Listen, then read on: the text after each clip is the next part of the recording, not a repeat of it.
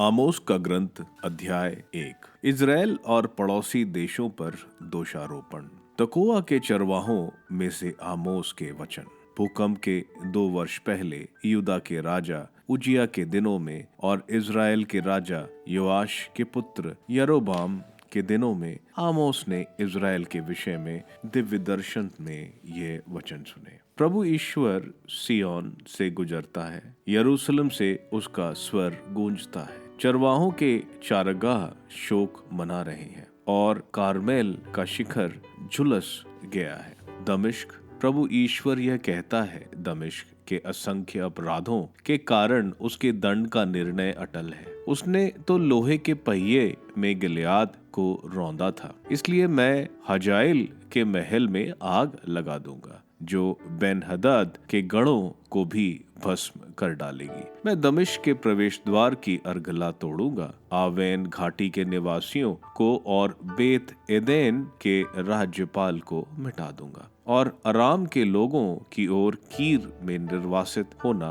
पड़ेगा। यह प्रभु की वाणी है। गाजा, प्रभु ईश्वर यह कहता है, गाजा के असंख्य अपराधों के कारण उसके दंड का निर्णय अटल है। उन्होंने तो एक पूरी जाति को निर्वासित कर एदोम के हाथों सौंप दिया था, इसलिए मैं गाजा की दीवारों में आग लगा दूंगा, जो उसके गड्ढों को भस्म कर डालेगी। मैं अशदोद के निवासियों का नाश करूंगा और अश्कलोन के राज्यपाल को मिटा दूंगा। मैं एफ्रम पर अपना हाथ उठाऊंगा और फिलिस्तीनियों के अविष्ट लोग भी नष्ट हो जाएंगे। यह प्रभु की वाणी है। तीरुस, प्रभु ईश्वर यह कहता है, तीरुस के असंख्य अपराधों के कारण उसके दंड का निर्णय अटल है।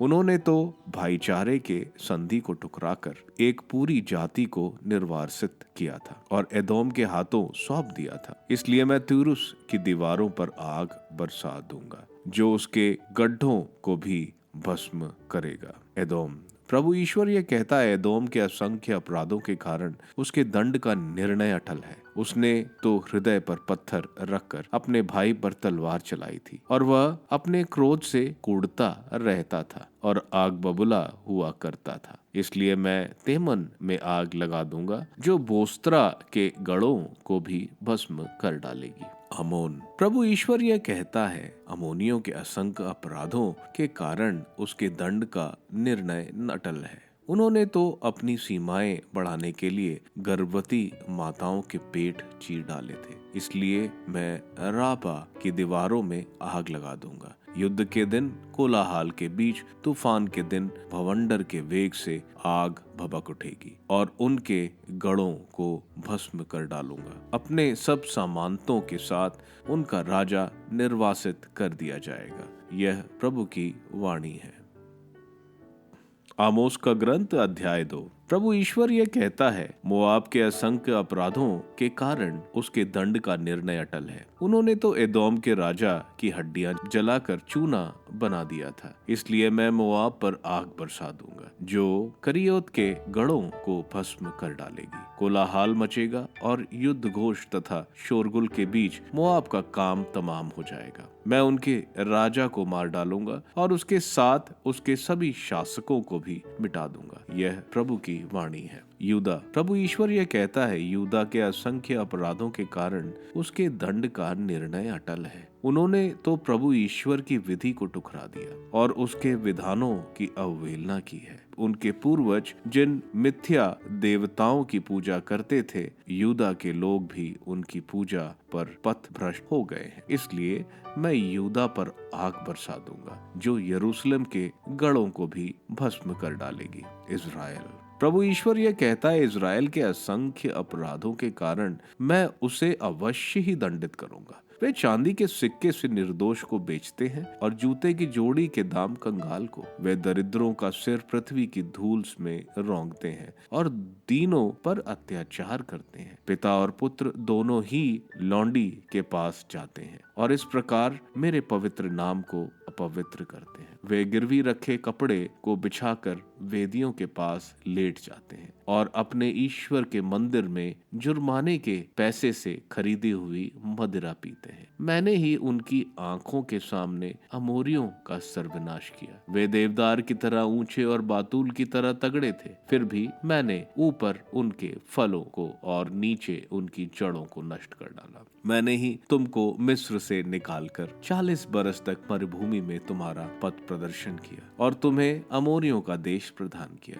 मैंने तुम्हारे कुछ पुत्रों को नबी बना दिया था और तुम्हारे कुछ तरुणों को नाजीर होने के लिए चुना था। इज़राइल के लोगों, क्या यह सच नहीं है? यह प्रभु की वाणी है। परंतु तुमने नाजीरों को अंगूरी पीने को बाध्य किया और नबियों को आज्ञा दी, नबुवत मत करना। देखो, फूलों से लदी हुई गाड़ी जिस तरह चीजों को रोंगती है, उसी तरह मैं तुम लोगों को कुचल दूंगा। तब दौड़कर भागने से कोई लाभ नहीं होगा, बलवान की शक्ति व्यर्थ होगी। वीर योद्धा अपने प्राणों की रक्षा नहीं कर सकेंगे, धनुर्धारी नहीं टिकेंगे, तेज दौड़ने वाला नहीं बच सकेगा और कोई भी घुड़सवार अपनी जान बचाने में समर्थ नहीं होगा। योद्धाओं में जो सबसे शूरवीर है, वह उस दिन नंगा होकर भाग जाएगा। यह प्रभु की वाणी है। आमोस का ग्रंथ अध्याय 3।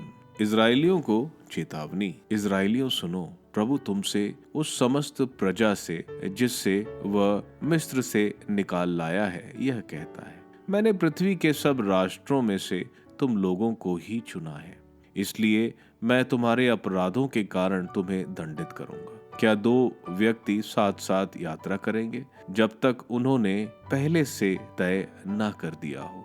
क्या सिंह जंगल में गरजता है जब तक उसे शिकार ना मिला हो? क्या सिंह शावक अपनी मांद से गुर्राता है जब तक उसे न मिला हो? क्या पक्षी पृथ्वी पर फंदे में पड़ता है जब उसमें कोई चारा नहीं हो? क्या फंदा जमीन पर से उछलता है जब तक उसमें शिकार न आया हो? क्या नगर में सिंहें की आवाज सुनाई देंगी और लोग डरेंगे नहीं? क्या नगर पर ऐसी विपत्ति आ सकती है जिसे प्रभु ने वहां ना भेजा हो? क्योंकि प्रभु ईश्वर नबियों अपने सेवकों को सूचना दिए बिना कुछ नहीं करता। सिंह गरजा है तो कौन नहीं डरेगा? प्रभु ईश्वर बोला है तो कौन भविष्यवाणी नहीं करेगा? असूर के गढ़ों को घोषित कर दो और मिस्र के गढ़ों को भी घोषित कर दो।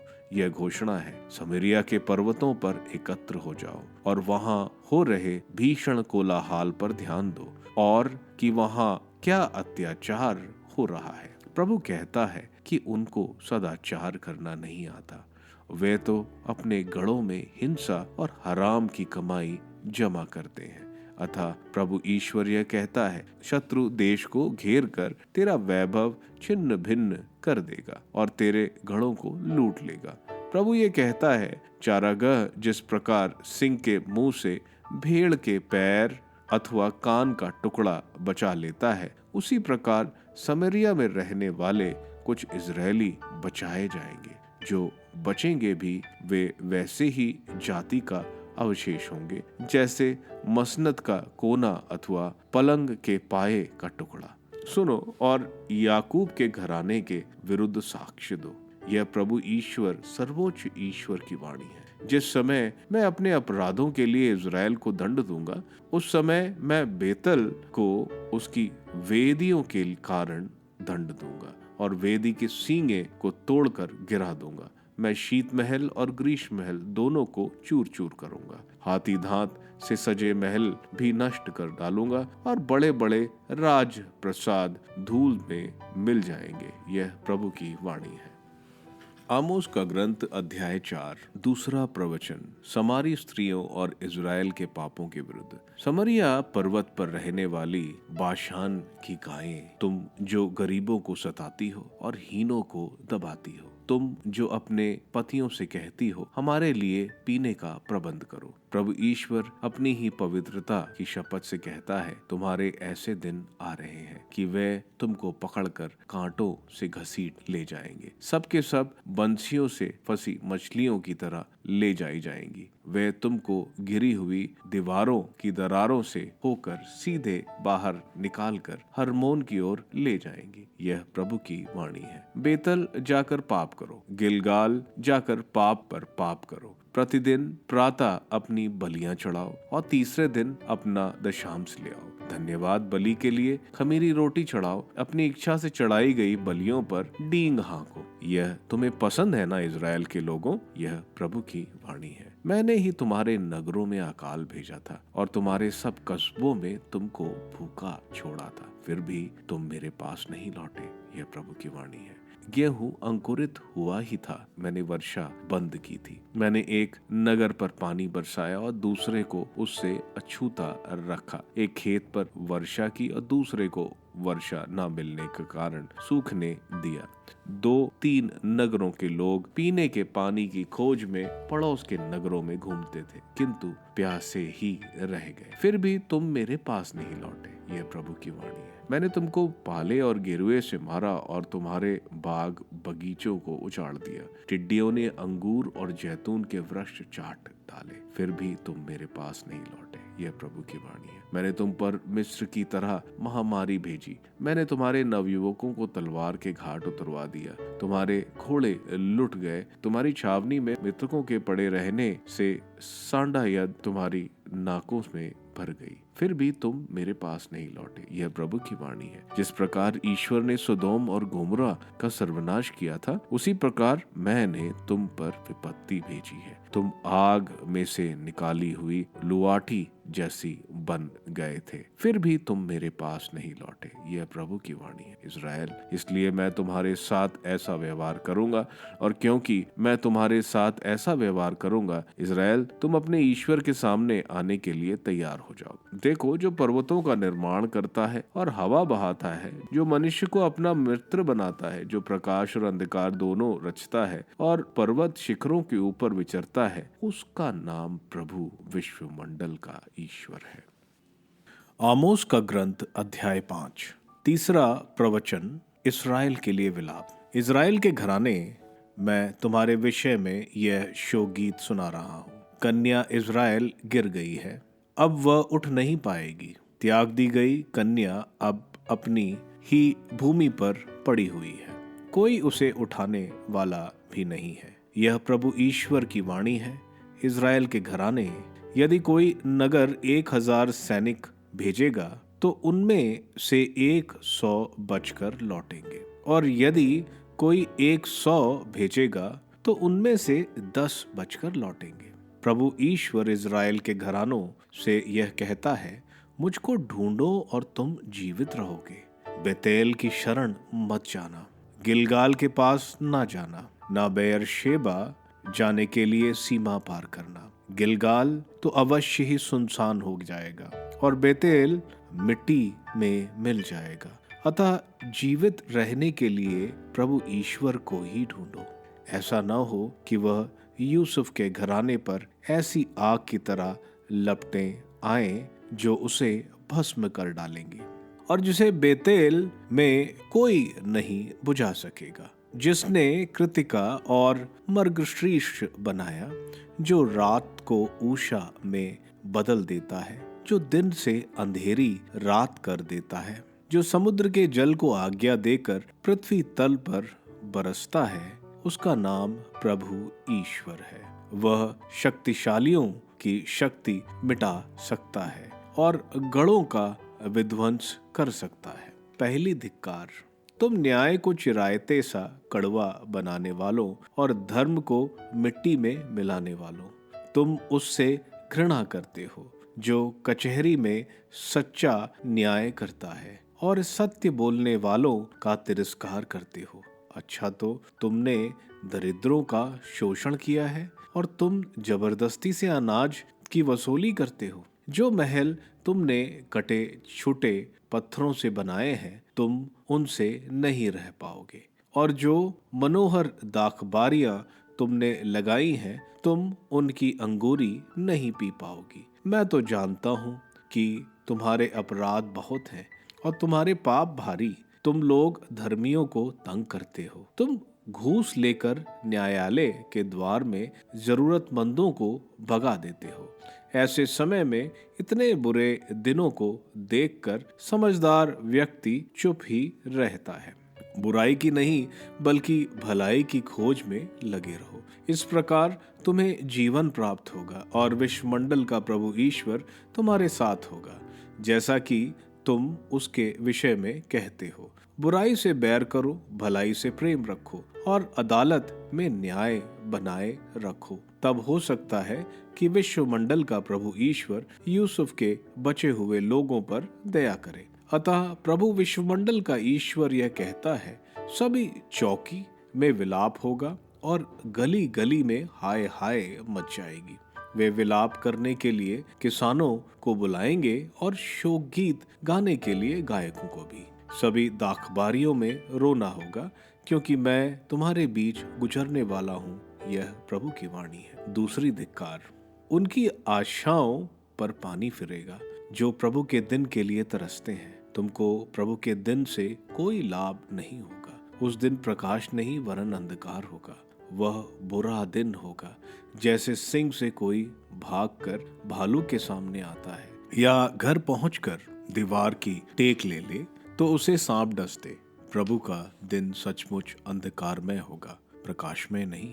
तिमीर में ज्योति की कोई किरण नहीं। मैं तुम्हारे पर्वों से बैर और घृणा करता हूँ। तुम्हारे धार्मिक समारोह मुझे नहीं सुहाते।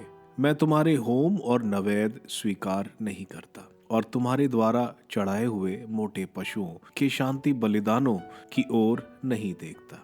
अपने गीतों का कोलाहल मुझसे दूर करो। मैं तुम्हारी सारंगियों की आवाज सुनना नहीं चाहता। न्याय नदी की तरह बहता रहे और धार्मिकता कभी न सूखने वाली धारा की तरह। इज़राइल के घराने, क्या तुमने उन 40 वर्षों में मरुभूमि में कभी मुझे बलि और नैवेद्य चढ़ाए थे? कद्यपि नहीं। तुमने सुकूत को अपना राजा और कैवान को अपना देवता बनाया है, और तुमको तुम्हारी इन मूर्तियों को कंधे पर चढ़ाकर ले जाना पड़ेगा, क्योंकि मैं दमिश्क के आगे तक तुम्हें निर्वासित कर दूंगा। यह प्रभु की वाणी है। उसका नाम विश्वमंडल का ईश्वर है।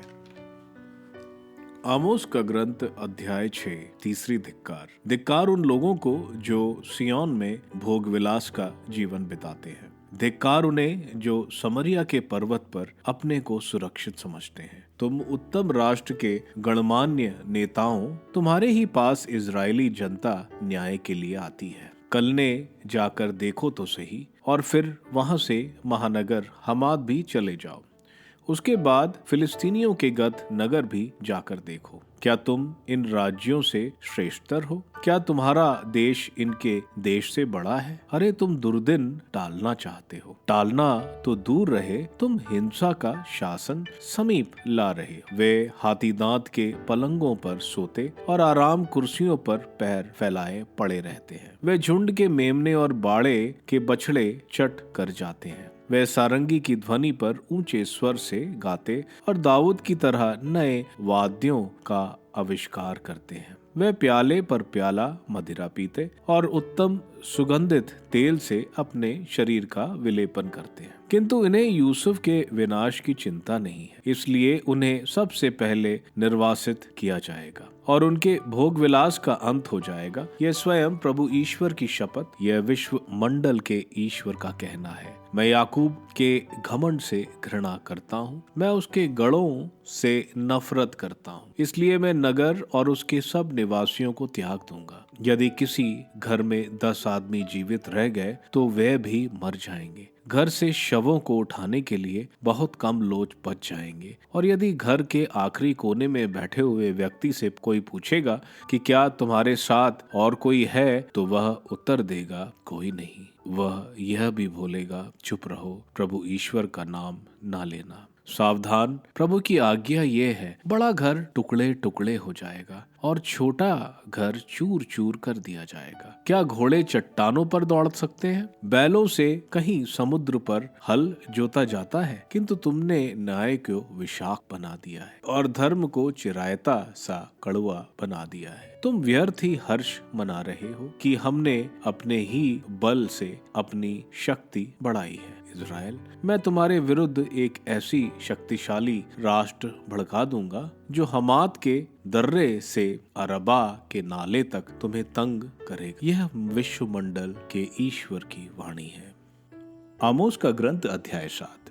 प्रभु ईश्वर ने मुझे यह दृश्य दिखलाया। राजा के चारे की फसल कट गई थी और रबी की अंकुर फूटने लगे थे कि टिड्डियों का दल पैदा हो गया। जब वे देश की पूरी हरियाली चाट चुकी, तब मैंने कहा, प्रभु ईश्वर, मैं गिड़गिड़ाता हूँ, क्षमा कर। याकूब इतना छोटा है, वह कैसे बचेगा? यह सुनकर प्रभु ईश्वर मान गया और बोला, अब ऐसा नहीं होगा। प्रभु ईश्वर ने मुझे यह दृश्य दिखाया। प्रभु ईश्वर ने दंड देने के लिए आग को आज्ञा दी थी। यह अथल समुद्र को सुखा चुकी थी और भूमि की ओर आगे बढ़ रही थी कि मैंने कहा, प्रभु ईश्वर, मैं गिड़गिड़ाता हूँ, इसे रोक दे।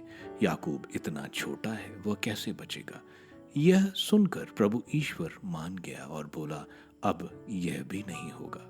प्रभु ईश्वर ने मुझे यह दृश्य दिखाया। दीवार के पास हाथ में साहुल लिए एक आदमी खड़ा था। प्रभु ईश्वर ने मुझसे पूछा, आमोस, तुम क्या देखते हो? मैंने कहा, साहुल। तब प्रभु ने मुझसे कहा, मैं अपनी प्रजा इज़राइल पर साहुल लगाता हूँ। अब मैं उनके अपराधों का दंड दिए बिना नहीं छोड़ूंगा। इसहाक के पूजा टीले उजाड़ दिए जाएंगे, इज़राइल के पूजा स्थान नष्ट कर दिए जाएंगे और अब यरोबाम के घराने के विरुद्ध मैं तलवार उठाऊंगा। बेतल के याजक अमस्या ने इज़राइल के राजा यरोबाम के पास यह संदेश भेजा, इज़राइल में ही आमोस अपने विरुद्ध षड्यंत्र रच रहा है। देश उसको भाषण सह नहीं सकता, क्योंकि आमोस ने यह कहा है, यरोबाम तलवार के घाट उतारा जाएगा और इज़राइल अपने स्वदेश से निर्वासित किया जाएगा। बेतेल के याजक अमस्या ने आमोस से कहा, नबी, यहाँ से चले जाओ, यूदा के देश भाग जाओ, वहाँ भविष्यवाणी करते हुए अपनी जीविका चलाओ। बेतल में भविष्यवाणी करना बंद करो, क्योंकि यह तो राजकीय पुण्य स्थान है, यह राज मंदिर है। आमोस ने अमस्या को यह उत्तर दिया, मैं ना तो नबी था और ना नबी की संतान। मैं चरवाहा था और गुलूर के पेड़ छाटने वाला। मैं झुंड चरा ही रहा था कि प्रभु ने मुझे बुलाया, मुझसे यह कहा, जाओ, मेरी प्रजा इज़राइल के लिए भविष्यवाणी करो। अब तुम प्रभु की वाणी सुनो। तुम तो कहते हो, इज़राइल के विरुद्ध भविष्यवाणी मत करो, इसहाक के वंश के विरुद्ध बकवाद मत करो, किंतु प्रभु यह कहता है, तुम्हारी पत्नी यहाँ नगर वधु बन जाएगी, तुम्हारे पुत्र पुत्रियां तलवार के घाट उतार दिए जाएंगे और तुम्हारी भूमि जरीब बांट दी जाएगी। तुम स्वयं एक अपवित्र देश में मरोगे और इज़राइल अपने स्वदेश से निर्वासित किया जाएगा। आमोस का ग्रंथ अध्याय 8। पके फल। प्रभु ईश्वर ने मुझे यह दृश्य दिखाया। मैंने पके फलों की टोकरी देखी। उसने मुझसे पूछा, आमोस, तुम क्या देखते हो? मैंने उत्तर दिया, पके फलों की टोकरी। इस पर प्रभु ने मुझसे कहा, मेरी प्रजा इज़राइल का अंत निकट है। अब मैं उनके अपराधों का दंड दिए बिना नहीं छोड़ूंगा। उस दिन दरबार की गायिकें यह शोकगीत गाएंगी, यह प्रभु की वाणी है। लाशों का ढेर पड़ा हुआ है, सभी ओर मौन छाया हुआ है। लालच। तुम लोग मेरी यह बात सुनो, तुम जो दीनहीन को रौंदते हो और देश के गरीबों को समाप्त कर देना चाहते हो। तुम कहते हो, अमावस का पर्व कब बीतेगा जिससे हम अपना अनाज बेच सकें? विश्राम का दिन कब बीतेगा जिससे हम अपना गेहूं बेच सकें? हम अनाज की नाप छोटी कर देंगे, रुपए के वजन बढ़ाएंगे और तराजू को खोटा बनाएंगे। हम चांदी के सिक्के से दरिद्र को खरीद लेंगे और जूते की जोड़ी के दाम पर कंगाल को। हम गेहूं का कचरा तक बेच देंगे। प्रभु याकूब के आह पर शपथ खाकर कहता है, तुम लोगों ने जो कुछ किया मैं वह सब याद रखूंगा। क्या यह सुनकर धरती नहीं कांप उठेगी? क्या उसके सब निवासी विलाप नहीं करेंगे?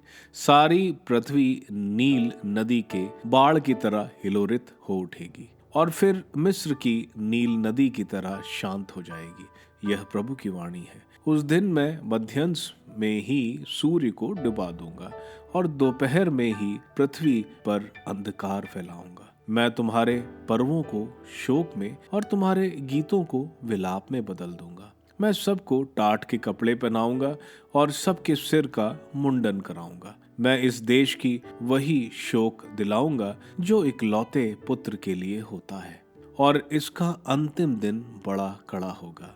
यह प्रभु की वाणी है। वह दिन आ रहे हैं जब मैं इस देश में भूख भेजूंगा, रोटी की भूख और पानी की प्यास नहीं, बल्कि प्रभु की वाणी सुनने की भूख और प्यास। तब वह प्रभु की वाणी की खोज में एक समुद्र से दूसरे समुद्र तक दौड़ते फिरेंगे और उत्तर से पूर्व तक भटकते रहेंगे, किंतु वे उसे कहीं भी नहीं पाएंगे। उस दिन कोमलाग्नि तरुणियों और नवयुवक प्यास से मूर्छित हो उठेंगे। जो कोई समरिया की देवी अशीमा की शपथ खाते हैं, अथवा दान तेरे देव की शपथ या बेयरशेबा तेरे इष्ट देवता की शपथ कहते हैं, उन सब का पतन होगा, वे फिर नहीं उठ सकेंगे। आमोस का ग्रंथ अध्याय 9। वेदी। मैंने प्रभु को वेदी के पास खड़ा देखा। उसने कहा, खंभों के शीर्ष पर प्रहार करो, जिससे डयोडिया तक हिल उठे। इन सब लोगों के सिर पर गिरा दो। जो बच भी जाएंगे उनको मैं तलवार के घाट उतार दूंगा। उनमें से एक भी भाग नहीं सकेगा, एक भी बच नहीं पाएगा। यदि वे सुरंग खोद पर अधोलोक तक भी पहुंच जाएं, तो मैं उन्हें वहां से भी अपने हाथ बढ़ाकर पकड़ लूंगा। और यदि वे स्वर्ग तक भी चढ़ जाएं, तो मैं उन्हें वहां से भी नीचे खींच लाऊंगा।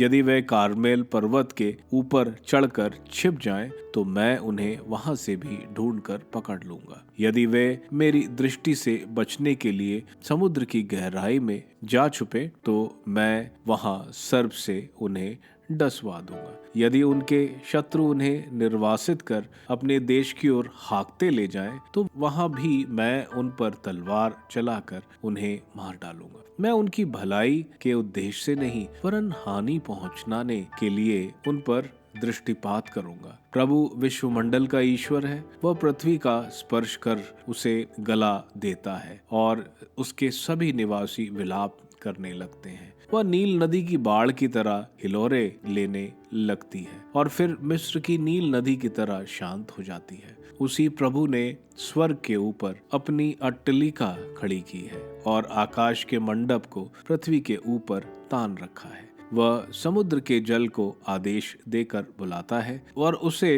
पृथ्वी तल पर बरसाता है। उसका नाम प्रभु ईश्वर है। भविष्य। इज़राइल की संतान, क्या तुम और कुशी मेरी दृष्टि में एक समान नहीं हो? क्या मैं ही मिस्र से इज़राइल को, कफ्तोर से फिलिस्तीनियों को और कीर से अरमोनियों को नहीं निकाल लाया? देखो, मैं पापी राष्ट्र पर अपनी दृष्टि लगाए हूँ। मैं पृथ्वी तल से उसका नामो निशान मिटा दूंगा। इतना होते हुए भी मैं याकूब के घराने को पूर्णतया नष्ट नहीं करूंगा। यह प्रभु की वाणी है। यह मेरी आज्ञा है, मैं अन्य राज्यों के साथ इज़राइल को सूप में पछोड़ूंगा, उसका एक भी दाना गिरने नहीं दूंगा। मेरी प्रजा के सारे पापी तलवार से मार डाले जाएंगे। भावी पुनर्निर्माण और समृद्धि। उस दिन मैं दाऊद का टूटा फूटा हुआ घर फिर खड़ा करूंगा और उसकी दरारें भर दूंगा और उसके खंडरों का पुनः निर्माण करूंगा। वह जैसे पहले था उसी तरह मैं उसे फिर बनवाऊंगा। तब वे एदोम के बचे हुए अंश और उन सब राष्ट्रों को अपने अधिकार में करेंगे जो पहले मेरे कहलाते थे। यह उस प्रभु की वाणी है जो यह सब पूरा करेगा। यह प्रभु की वाणी है। वे दिन आ रहे हैं जब लुलाने वाले के तुरंत बाद हल चलाने वाला आएगा और बोने वाले के बाद अंगूरी बटोरने वाला। पहाड़ों से अंगूरी की नदियां बह निकलेंगी और पहाड़ियों से अंगूरी टपकती रहेगी। तब मैं अपनी प्रजा इज़राइल के निर्वासितों को वापस ले आऊंगा। वे उजाड़ नगरों का पुनर्निर्माण करेंगे और उनमें निवास करेंगे। वे दाखबारियां लगाकर अंगूरी पिएंगे और बगीचे रोपकर फल खाएंगे। मैं उन्हें उनकी अपनी भूमि में स्थित करूंगा और जो भी भूमि उन्हें प्रदान करूंगा उससे वह फिर कभी उखाड़े नहीं जाएंगे। यह तुम्हारे प्रभु ईश्वर की वाणी है।